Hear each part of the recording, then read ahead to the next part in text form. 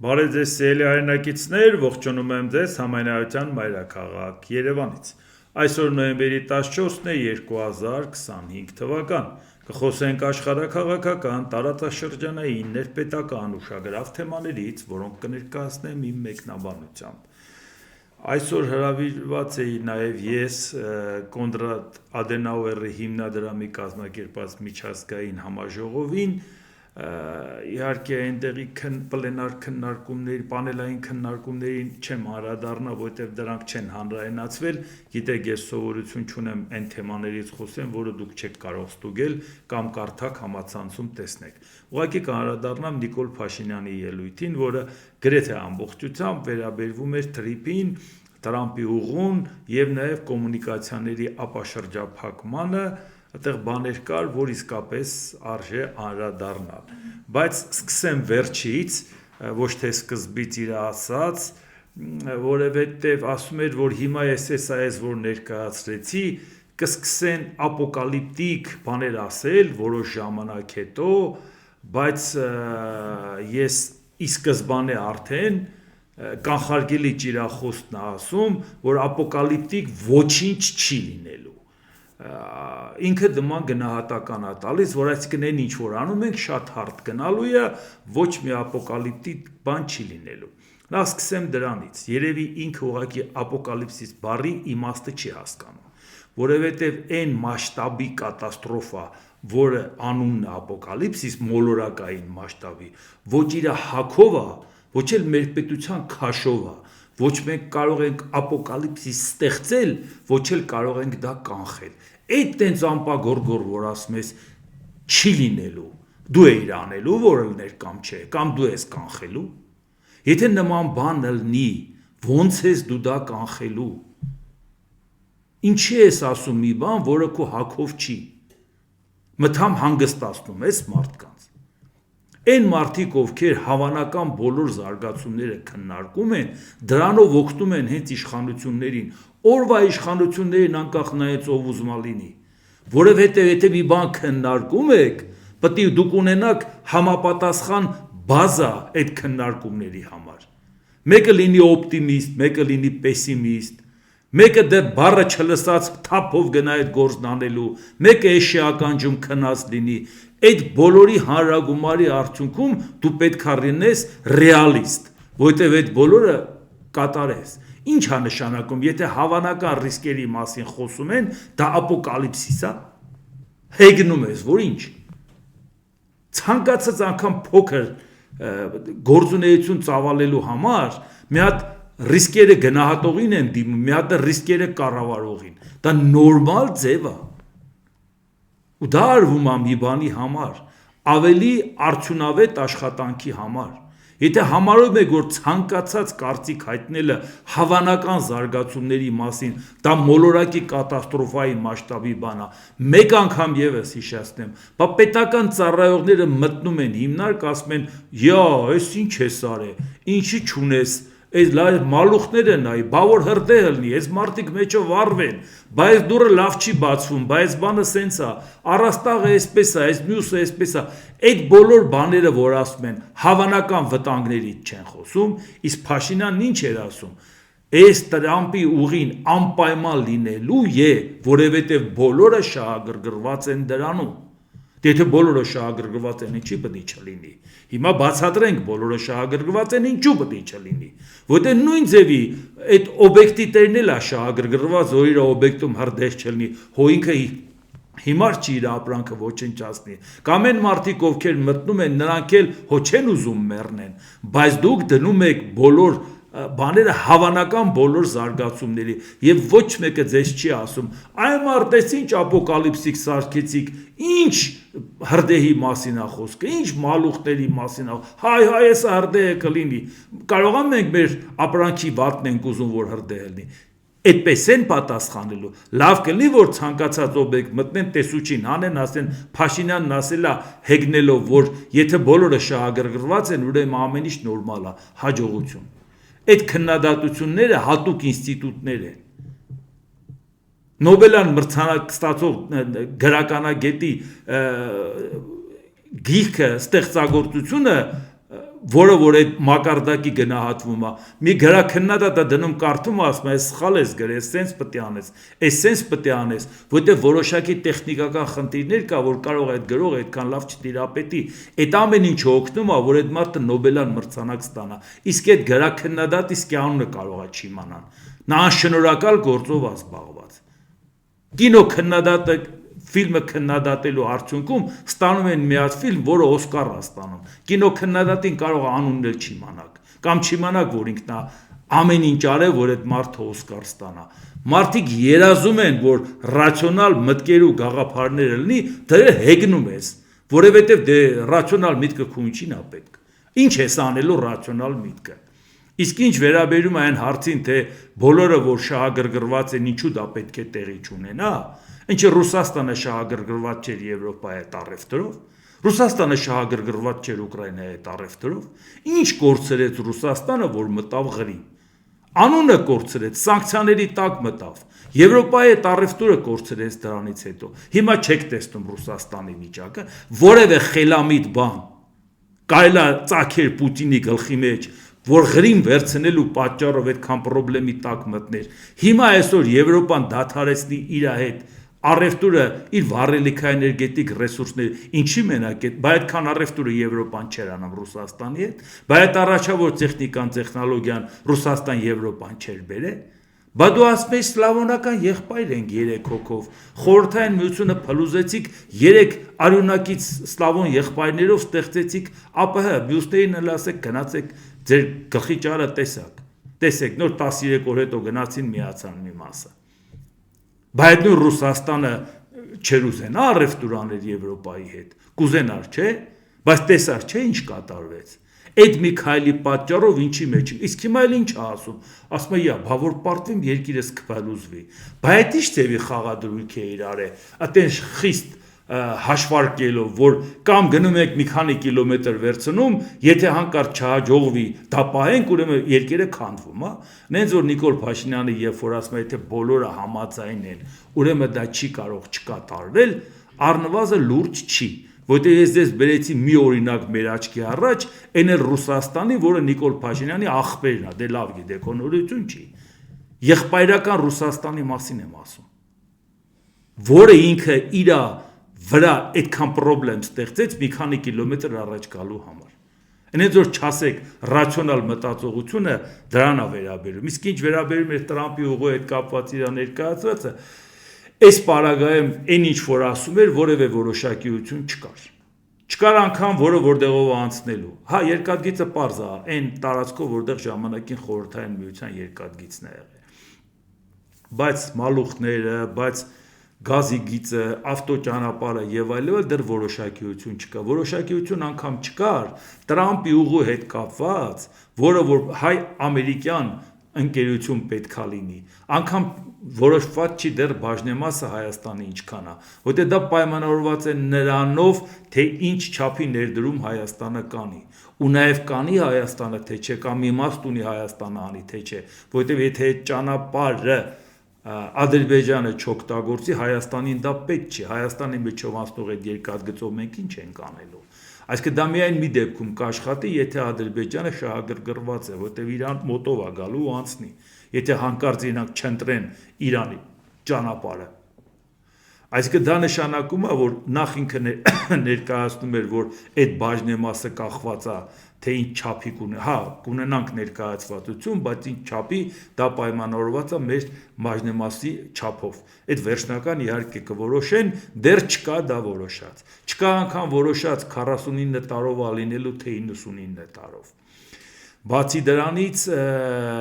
նաև որ ինչ էլ որոշեն Ադրբեջանի սրտով պետք է լինի, անկեղծորեն ինքը դա ասում էր, որովհետև բնական է Ադրբեջանը պետք է եթե համաձայն չեղավ ճանապարհը չի աշխատի։ Իհարկե ասում էր մեր սրտով էլ պետք է լինի Ադրբեջանի տարածքով անցնելը, բայց դա հարցի մի կողմն է, Ադրբեջանի տարածքով անցնենք թե չէ, այդտեղ միլիարդների ծախսի խնդիր չկա։ Իսկ ստեղ, երբ որ այդ միլիարդները դրվում են, պետքա վստահ լինես, որ դա կաշխատի, եւ պետքա վստահ լինես, որ կառուցապատման իրավունքով տալու պարագայում Հայաստանը ինչքան էլ ասի դա իմ ինքնիշխան տարածքն է, վերահսկողության ֆունկցիան չկորցնի, որովհետև շատ տեղերում այո կարող է երկրում ինչ-որ բան կատարվում է դու դրան կարողանաս միջամտես, բայց շատ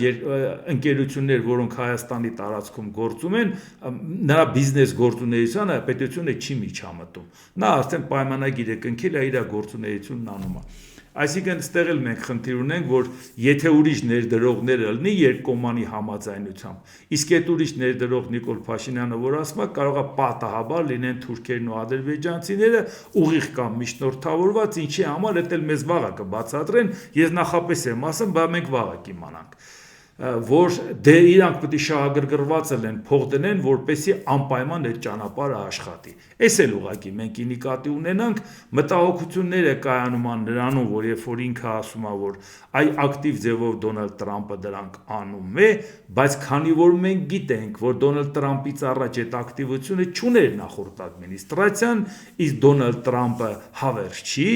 մանավանդ որ Նիկոլ Փաշինյանի ժամանակացույցով եկող տարի առաջի կեսին նոր արդեն փաստաթղթերը պատրաստ կլինի, եկող տարի երկրորդ կեսին տարվա վերջին նոր կսկսեն շինարարական աշխատանքները, իսկ 2026 թվականը ընտրությունների ժամանակ է Միացյալ Նահանգներում կոնգրեսի ընտրության եւ սենատի 1/3 ռոտացիայի, որի պարագայում կարող է Դոնալդ Տրամպը խնդիրներ ունենա, այսինքն արդեն ավելի շուտ իր կշիռը կորցնի, քան մինչև իր պաշտոնավարման ավարտը։ Այնպես որ մտածել, որ հետագա Միացյալ Նահանգների ադմինիստրացիաները այն նույն հետաքրքրությունը կունենան, ոնց որ Դոնալդ Տրամպը կարողա չէ, բայց այն փաստաթուղթը, որը Դոնալդ Տրամպի օրոք դու կկնքես պարտավորությունները կտաս Ամերիկային, բայց ինքը Տրամպի չափ հետաքրքրված չի լինի, կարող է դա մեզ համար մտահոգիչ լինի։ Այսինքն իրանք ստանան այդ լիազորությունը հաջորդ ադմինիստրացիան, բայց այդ հաջորդ ադմինիստրացիան այդքան շատ ջանասիրաբար բիզնես պրոյեկտի ձևով բան, առավել եւս, որ իրանք չեն մոռանում,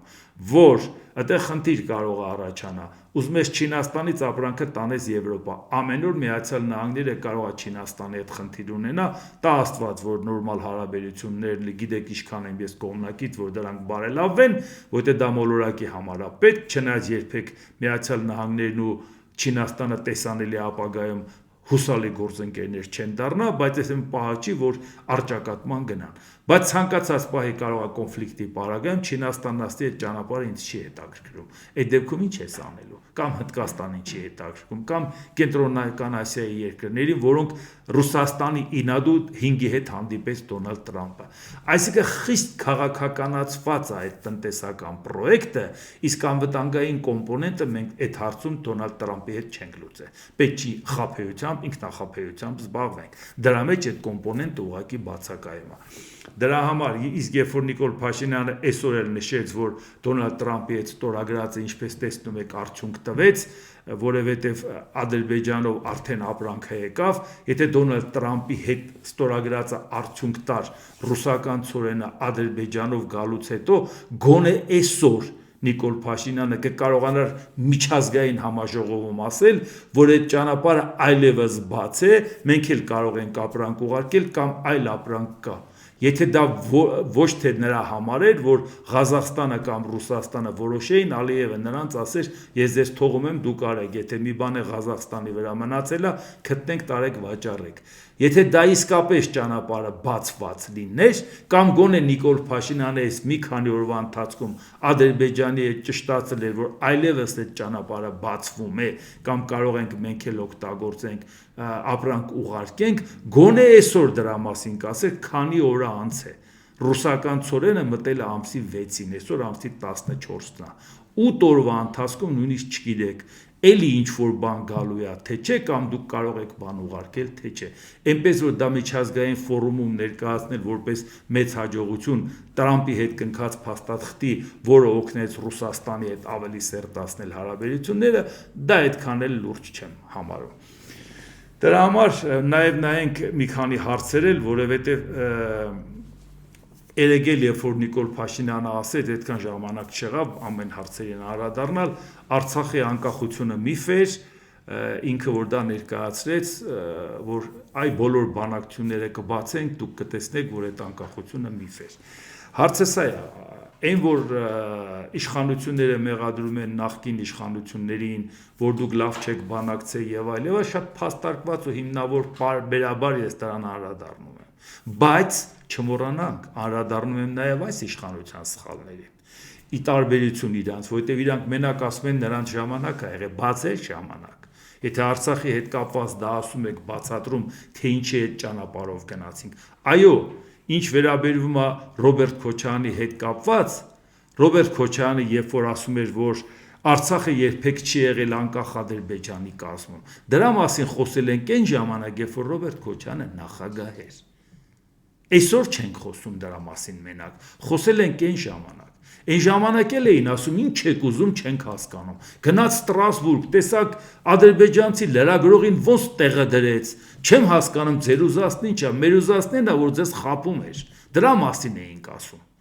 ու եթե ժամանակին լսեիք, այդպես չէիք խաբվի, հիմա ես ուղղակի կոնկրետ օրինակը բերեմ, որպեսզի հասկացվի, ես կկարդամ ստեղից, որովհետև ես մանր տառերը դժվար կկարդամ, բայց թերթը հատուկ ցույց եմ տալիս, որ սա թերթում տպագրվածն է, որի մասին ես խոսացել եմ այն ժամանակ, որը այն ժամանակ մարդիկ չէին ուզում անգամ լսեն, ասում են ինչա ձեր ուզածը, տեսնում եք մեր ոյինը ինչ լավ գործեր է անում, տեսնում եք այդ հզորը, մի հատ էս նկարներ էին դնում ու տարածում, այդ հզորի մասին էինք ասում, ուրեմն առավոտ օրարթեր 10 հուլիս 2004 թվական, հարցազրույց Էդվարդ Անտինյանի հետ կրկին բաց թողեցինք պատմական շանսը, ես կարդամ միայն մի մասը, որովհետև ծավալուն հարցազրույցը ամբողջը իմաստ չունի, օրվա թեմայի հետ ուղղակի կապենք։ Պարոն Անտինյան, ինչպես եք վերաբերվում Ստրասբուրգում Ռոբերտ Քոչարյանի ելույթի Լեռնային Ղարաբաղի Հանրապետությանը վերաբերվող հատվածին։ Գնացել էր ելույթ ունեցել, այդտեղ էր Ադրբեջանի լրագրողն էլ հարց տվեց, ստեղը երջանկացած ցույց էին տալիս, թե ոնց տեղը դրեց։ Հիմա ես էլ բացատրում եմ, թե ով ում պետք է տեղը դներ։ Ես էլ իրան էի տեղը դնում։ Պատասխան Ռոբերտ Քոչարյանը շեշտել էր, որ հայերը եւ ադրբեջանցիները գենետիկորեն անհամատեղելի են, որ արդեն 16 տարի է Լեռնային Ղարաբաղի Հանրապետությունը ապրում է Ադրբեջանի հետ շփում չունենալով, եւ մի ամբողջ սերունդ է այդպես դաստիարակվել։ Ստրասբուրգում Քոչարյանը նաև հայտարարեց. մենք ճանաչել ենք Ադրբեջանի տարածքային ամբողջականությունը, բայց ոչ Լեռնային Ղարաբաղի Հանրապետության հետ միասին։ Եվ Լեռնային Ղարաբաղի Հանրապետությունը երբեք չի եղել անկախ Ադրբեջանի կազմում։ Նման համոզիչ փաստարկներից հետո նա ասում է, որ եթե Ադրբեջանը ժամանակին ստորագրեր, ապա ինքը համաձայն էր ոչ միայն գրավյալ տարածքները վերադարձնելուն, այլև Լեռնային Ղարաբաղի Հանրապետությունը եւ Ադրբեջանի ընդհանուր պետություն կազմելուն։ Այսինքն ադրբեջանցիների համաձայնության դեպքում արդեն մեկ սերունդ անկախ ապրած, երբեք անկախ Ադրբեջանի մաս չկազմած, գենետիկորեն անհամատեղելի Լեռնային Ղարաբաղի Հանրապետությունը Քոչարյանը պատրաստ էր ընդհանուր պետության կարգավիճակով հանձնել Ադրբեջանին։ Այսպիսի իրարամերժ դիրքորոշում ներկայացնելը Եվրախորհրդի խորհրդարանական վերաժողովի ամբիոնից կարծում եմ չի նպաստի Լեռնային Ղարաբաղի Հանրապետության շուրջ հետագա խաղաղ կարգավորման բանակցությունների արդյունավետությանը։ Բայց եթե դու 99 թվականի նոյեմբերի 18-ին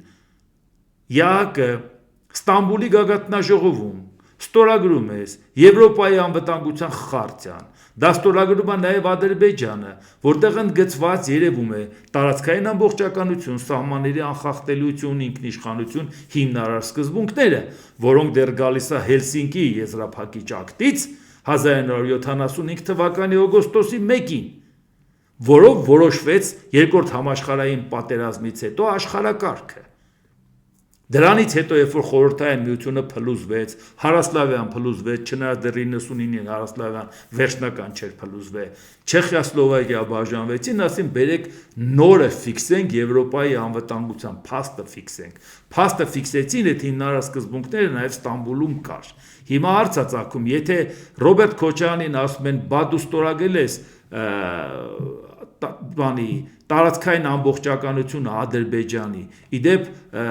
Իլհամ Ալիևի հայրն էր այդ ժամանակ, ստորագրողը Հեյդար Ալիևը 99 թվականի նոյեմբերի 18-ին։ Ինքն էլ ասում է, Արցախը երբեք չի եղել անկախ Ադրբեջանի կազմում։ Բայց Արցախը չի եղել անկախ Ադրբեջանի կազմում, ընդհանուր պետությունով տալիս է իր Ադրբեջանին, հա։ Արցախը չի եղել Ադրբեջանի կազմում, տալիս է իր Արցախը Ադրբեջանին, հետո ինչ է իրանում։ Ադրբեջանին ասում էր Արցախը տուր ինձ, ես մեղրին տամ քեզ։ Բայց սա ենք ասում ժողովուրդ ջան։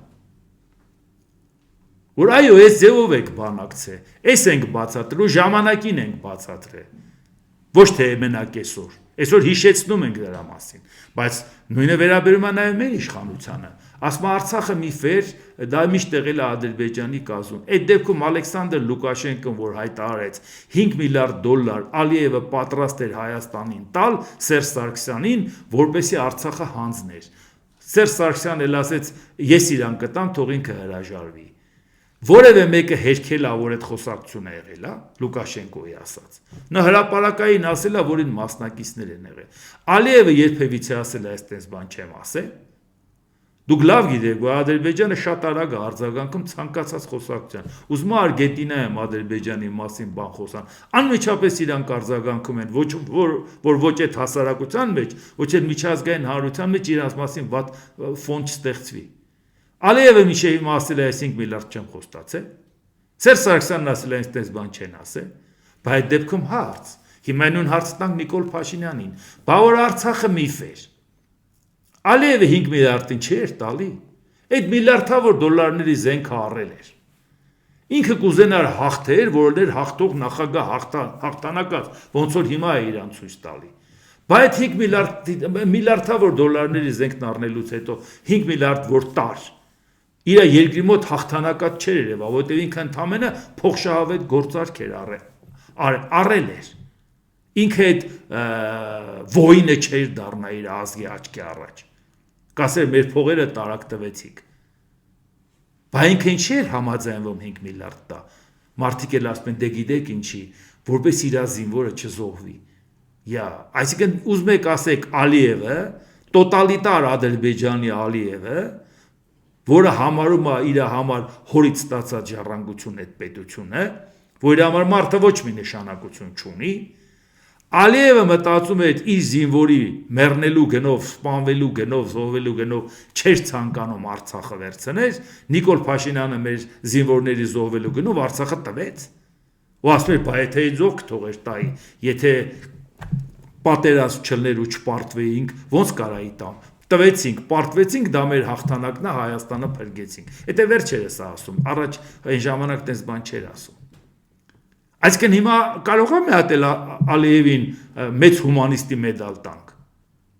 որ ինքը նույնիսկ այդ պարագայում իր զինվորին չէր ուզում զոհել, բա Նիկոլ Փաշինյան, որտենց Ալիևին արդարացնում եք, թե ինչի համար է դրան գնացել, բայց դուք տակից ո՞նց եք դուրս գալու։ Ուրեմն Արցախը միֆ էր, Ադրբեջանիններ ու ինքը 5 միլիարդ էր տալի։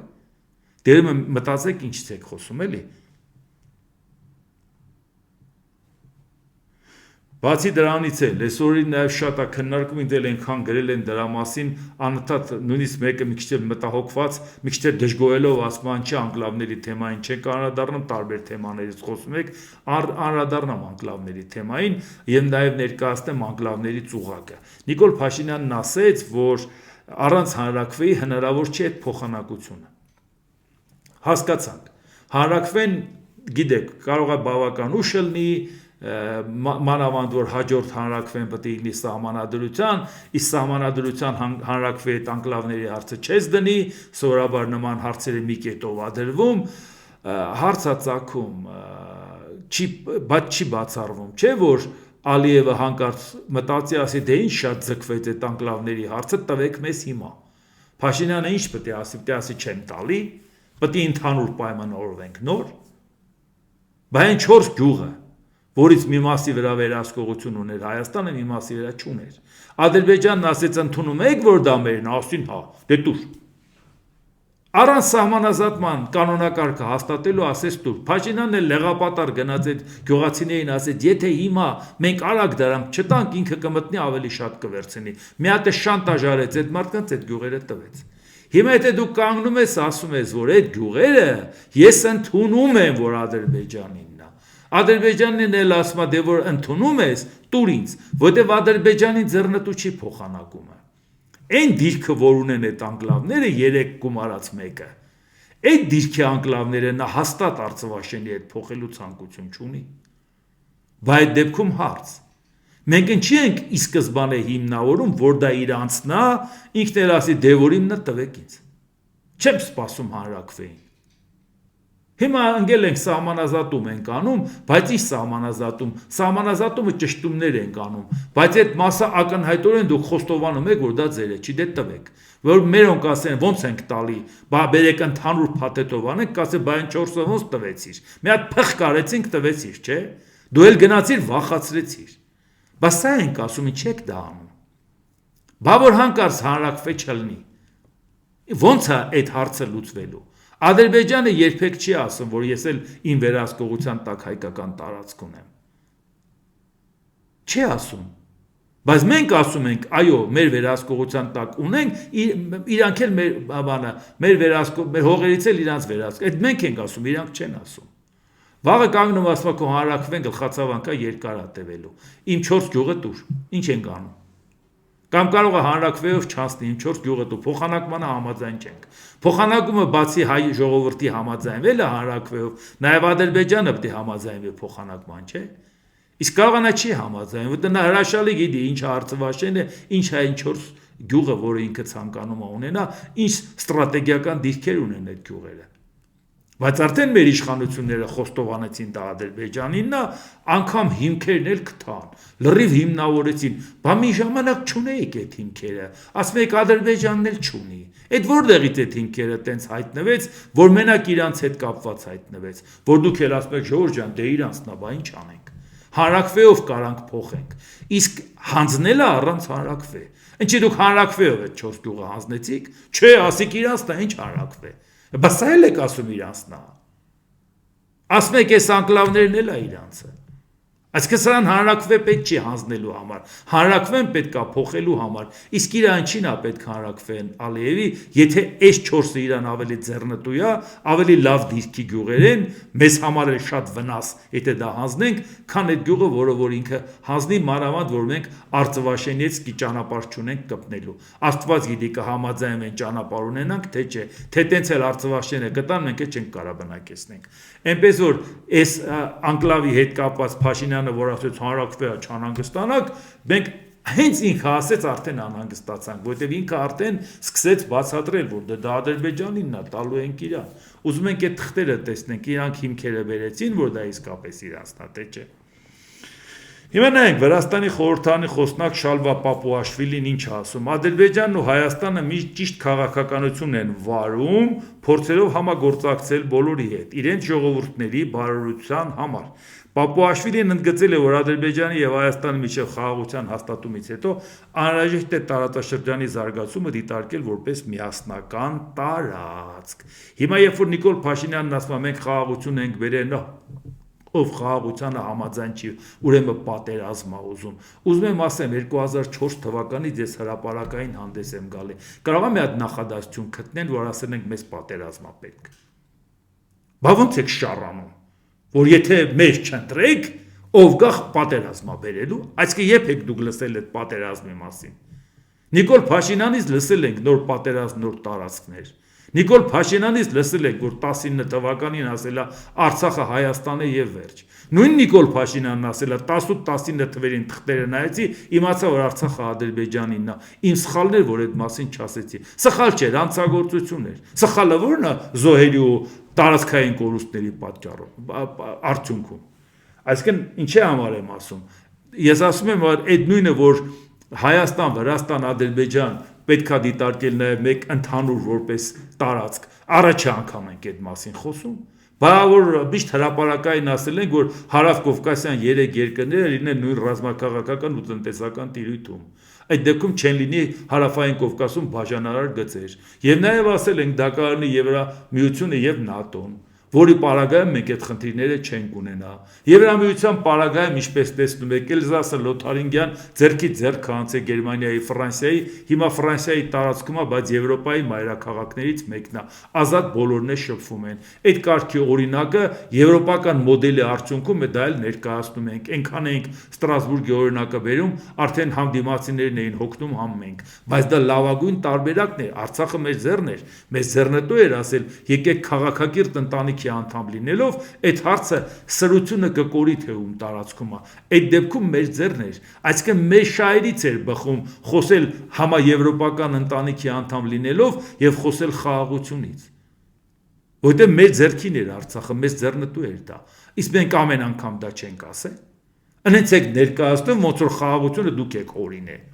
Իսկ կառավոտից իրիկու խաղաղությունից խոսալ մենք խաղաղություն հարևանի հետ խաղաղություն պատկերացնեք մի օր դուք գաք ամեն օր ձեր պատշգամբ ու ասեք հարևաններ ջան ես խաղաղություն եմ ուզում ես խաղաղություն եմ ուզում ասեն այմարդ հասկացանք ես ապուշնով է հիմա իր մասին էլ են այդ ասում Այնքան ես դու գերկարևորել խաղաղությունը դարձել է ընտրության քո հիմնական խաղակարգ որով դու ընկել ես դարել ես գերի Ընկնելու ես ոնց որ Պուտինի ոտերն է իր ընկել հիմա էլ ընկնելու ես Ալիևի ոտերը խնդրես որ ինքը կռիվ չանի որպեսի դու ընտրվես որտեղ դու խաղաղության գինը շատ բարձրացրել ես ու դա կապել ես Ալիևի հետ բայց դա ենք բացատրում բանակցություն վարողը իր քարտերը կտա դիմացինին որ խաղաղություն ես եմ բերել ընտրեք խաղաղություն բերողին Ալիևն էլ ասում է ես եմ որոշում դու խաղաղություն բերել ես թե չէ ոնց կարելի է այդպես բան անել Իսկ հիմա նայենք ինչա կատարում Ռուսաստանի արտգործնախարարության պաշտոնական ներկայացուցիչ Մարիա Զախարովա Հիմա սա էլ ուկրաինականի հետ կապված որ նայում ենք որտեղ ուղղակիորեն դա առնչվում է նաև Ռուսաստանի հետ իսկ այն Ռուսաստանն է որ առաջիկա ընտրությունների հետ կապված բարբերաբար խոսում ենք այդ մասին որ ամբողջ պայքարը գնում է ով պետք է Վլադիմիր Պուտինի շահերը սպասարկի իսկ Վլադիմիր Պուտինը չգիտենք մի քանի ամիս հետո մեկը էլի իր շահերը սպասարկի տենանք այդ ոնց է անում բայց այս ամեն ինչը հիմա տեսնում ենք ոնց է զարգացումները գնում հիմա Ռուսաստանի Զախարովան ինչ ասում այժմ անհնար է շղթել որ արևմուտքի կողմից Զելենսկու առջև դրված խնդիրներից մեկը Ուկրաինայի բնակչության ոչնչացումն է Արևմուտքը սկսում է ճնշում գործադրել ուկրաինացիների վրա միանալու Ուկրաինայի զինված ուժերին միևնույն ժամանակ Կիևի իշխանությունները պատրաստ են ձեռնարկել ցանկացած քայլ արտասահման փախած պոտենցիալ նորակոչիկներին վերադարձնելու համար ավելի աբսուրդ բան քան Մարիա Զախարովայի ասածն է դուք ինքներդ եք մարդկանց տանում կռիվ Դուք ինքներդ չգիտեք տարբեր Ուկրաինայում եկել եք ուրիշին անուն եք դնում այո Գերմանիայի եւ տարբեր երկրներ Ուկրաինային ասում են ընկեր հերիք է այս մարդկանց փոխտանք նպաստ տանք պահենք տար քու մարդկանց բերքու մոտ էլի ջայել տղեկ են մարդիկ են թողան քու բանակում կռվեն ինչի մասին է խոսքը դա ինչ խնդիր է Եվրոպան ցանկանում է որ Ուկրաինայի ժողովուրդը վերանա Ուկրաինան ինքը չի դիմել Եվրոպային որ իրան օգնեն Եվրոպան Ուկրաինային ստիպում որ կռվի Ուկրաինան աստիպում Եվրոպային ասում այ մարդ փողը տվեք մենք կռվող ենք տվեք փողը զենքը տվեք մենք կռվող ենք եկեք գործարանները Ուկրաինայում դրեք Զախարովան հիմա բանան հիմա էլ ուկրաինացիներին է շես տանում վայ ուզում են իրան քեզ կոտորեն վայ ինչ փիսն է այս Եվրոպան այ մարդ այդ մանկապարտեզի տարիքի որ տարիքում են դուրս գալի ես չգիտեմ դա որ տարիքն է որ այլևս մանկապարտեզի տարիք չի Իսայն Ռուսաստանն է, որ ես ասում եմ, ես սարսափում եմ, որ այս մարդիկ համարում են մեզ գործընկեր պետություն, այն էլ մի հատ էլ ուզում են ազդեցություն մեր երկրի վրա ունենան։ Ես պարբերաբար դրան անդրադառնում եմ, ժողովուրդ ջան, մարդը գնում է պայմանագիր է կնքում,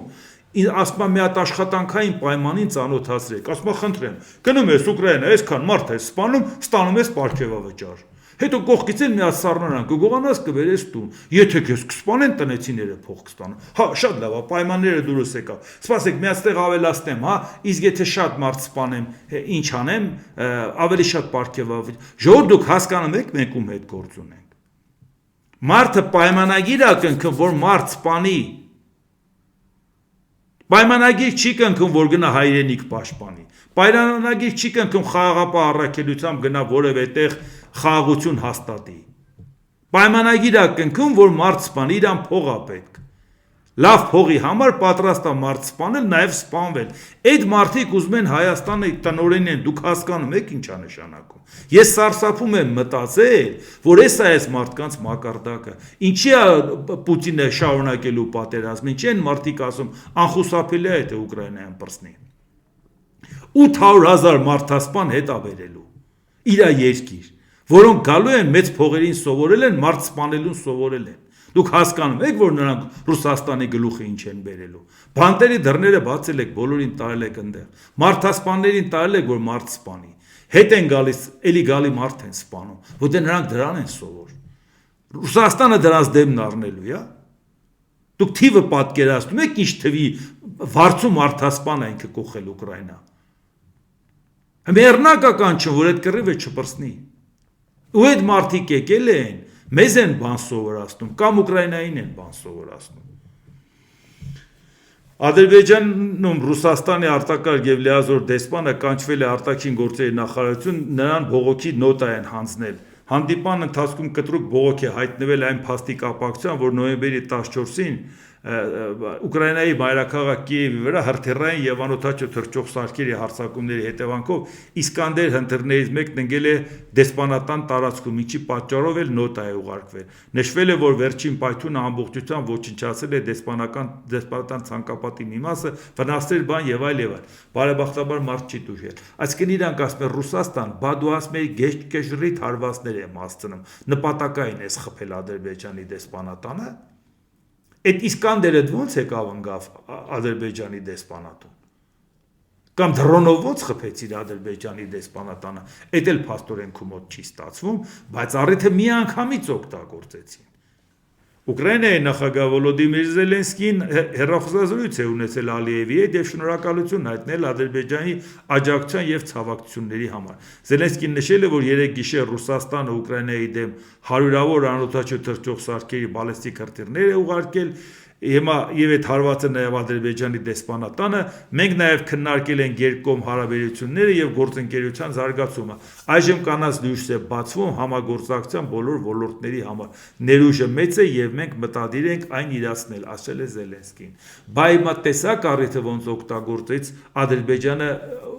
Ուկրաինային ժեստեր անելու։ Իսկ Նիկոլ Փաշինյանը ազգային ժողովի բարձրամբյոնից ասում է, մենք չենք հրաժարվել ռուսական ծորենից, եթե մասնավոր առնում, դու ոնց ես դա ասում։ Մի հատ է ծպտունը դուք չեկա, որ ասի, այո, ուկրաինական էլ կարանք ստանամ։ Այդ ինչ մի խնդրեմ է, որ թող նորմալ գին ասեմ, չէ ցրելով, տենց բան չկա, անհեթեթություն է, որ մենք շուռ ենք գալու Ուկրաինայի վրա։ Ցանկացած առիթ Ալիևն օգտագործում է խաղեր տալու, որտեղ արդեն Նիկոլ Փաշինյանը ամբյոնից ասել է, որ մենք Ուկրաինայից չենք պատրաստում ստանալ, դա անհետեթություն է։ Մի բան էլ ուղղակի անդրադառնամ, ԱՄՆ պաշտպանության նախարար Փիթ Հեքսեթը Պենտագոնի շենքի ցուցանակը փոխարինել է նորով, որի վրա գրված է գերատեսչության նոր անվանումը պատերազմի դեպարտամենտ։ Մենք ուզում ենք, որ այս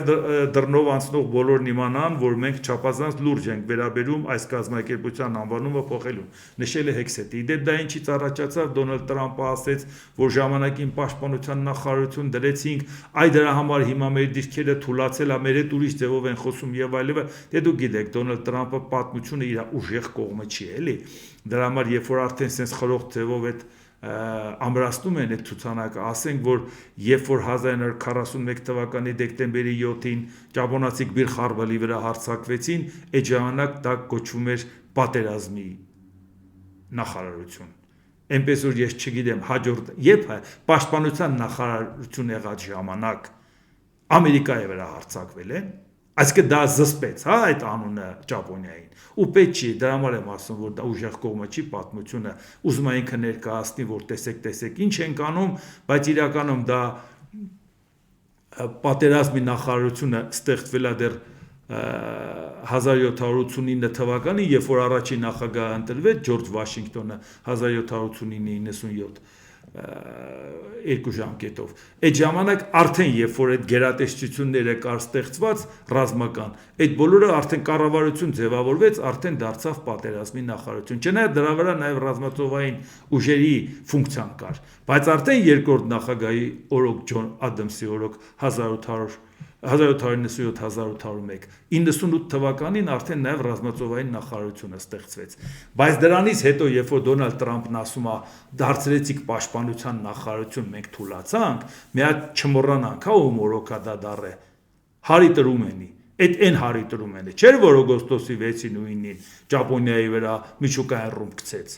Այդ ինքն էր, հա, տենց խաղաղության աղավնին։ Ինչի մասին է խոսքը։ Այո, Ամերիկայի Միացյալ Նահանգները մի քիչ փոխեց իր քայլերը։ 47 թվականին արդեն այդ դեպարտամենտները համախմբեց, 49 թվականի օգոստոսի 10-ին ստեղծեց պաշտպանության նախարարություն, բայց Հիշեք, սա այն տրումեններ, որ միջուկային ռումբ էր օգտագործել, իրանց պետք էր խաղաղասեր Երևան, բայց երբ դա տեղի ունեցավ, կարող է մի հատ պատահաբար հիշենք, որ 49 թվականի ապրիլի 4-ին 12 պետությունով Վաշինգտոնում հիմնադրեցին ՆԱՏՕ-ն, որի նպատակն էր զսպել Խորհրդային Միության, որովհետև ինքը արդեն միջուկային զենք ուներ, բա որտեղից Ամերիկան գիտեր, որ ուներ, դեռ չէին փորձարկել են օգոստոսի 29-ին, ինքը գիտեր, որովհետև իրանցից էին ցրել այդ ամբողջ գաղտնի փաստաթղթերը միջուկային տեխնոլոգիան ցրել էին ու իրանք արդեն ՆԱՏՕ-ն ստեղծեցին, որպեսզի զսպեն Խորհրդային Միությանը եւ աշխարհին պետքա Երևային խաղաղասեր, որովհետև արդեն ուրիշ խնդիր էին դնում, զսպման խնդիր էին դնում, Ամերիկան ցույց տվեց, որ ես չեմ պատերազմողը, մենք ուղղակի աշխարհին ցանկանում ենք ագրեսիան զսպենք եւ նաեւ իր վրայից Հարի Տրումենը հանեց դա, էլի, որ ինքը ագրեսիվ քաղաքականություն ավարում, այսինքն միջուկային ռումբ օգտագործող նախագահը ՆԱՏՕ-ի հիմնադիր լինող նախագահը, ՆԱՏՕ-ի նախաձեռնող լինող, որովհետև եվրոպական երկրները Ամերիկային խնդրեցին ասին, բեր մի հատ էս ՆԱՏՕ-ն ստեղծի, դու էլ մեզ տեր կանգնի, որ Եվրոպայի անվտանգությունը ապահովենք։ ՆԱՏՕ-ն հատուկ ստեղծվել է Եվրոպայի անվտանգության համար։ Ամերիկան այդ դերակատարությունը վերցնելուց հետո անունը դրեց պաշտպանության։ Այն դեպքում, երբ որ բոլորը կենտրոնացրեց միտեղ, այսինքն կառույցը ավելի հզոր դարձրեց, անունը դարձրեց ավելի խաղաղասիրական։ Դոնալդ Տրամպը վերցրել է անունն, ասում է դա է պատճառը, որ մեր հետ հաշվի չեն նստում։ Ոչ, քեզ հետ հաշվի չեն նստում, որովհետև ասիր ուզում եք մեկուսացման քաղաքականություն վարենք, ուզում ենք հետ քաշվենք մի կողմ, իսկ այդ հետ քաշվելը կատաստրոֆիկ վնաս է Միացյալ Նահանգների աշխարհակալ դիրքի հետ կապված։ Դա է պատճառը, որ ավելի լավ ոչ թե անունի մասին մտածել, այլ համարձակություն ունենալ Պուտինին իր տեղը դնել։ Ուզում ես պաշտպանության նախարարության վրա գրի կոնսերվատորիա, մի հատ էլ ջութակ նկարի ցուցանակի վրա, բայց մի հատ Ռուսաստանին տեղը դիր, որպեսզի Ամերիկայի հետ հաշվի նստեն։ Ընդհակառակը, եթե դու ավելի ակտիվ քաղաքականություն ես վարում, ուզում ես ցույց տաս, որ ես ագրեսիվ չեմ, ուղղակի ինձ ստիպեցին։ Այնպես որ ուզեմ ասեմ, Դոնալդ Տրամպը եթե անունով է փորձում անի, այդ անունի պարագայում դա այդքան համոզիչ չի։ Դե ինչ, այսօր այսքանը, եթե հավանեցիք, սեղմ մեկ լայք կոճակը, բաժանորդագրվեք Էդվարդ Անտինյա YouTube-յան ալիքին, սեղմ մեկ զանգակ կոճակը, գրեք մեկնաբանություններ, գրեք հարցեր, դիտեք եւ դատեք ինքներդ։ Շնորհակալություն։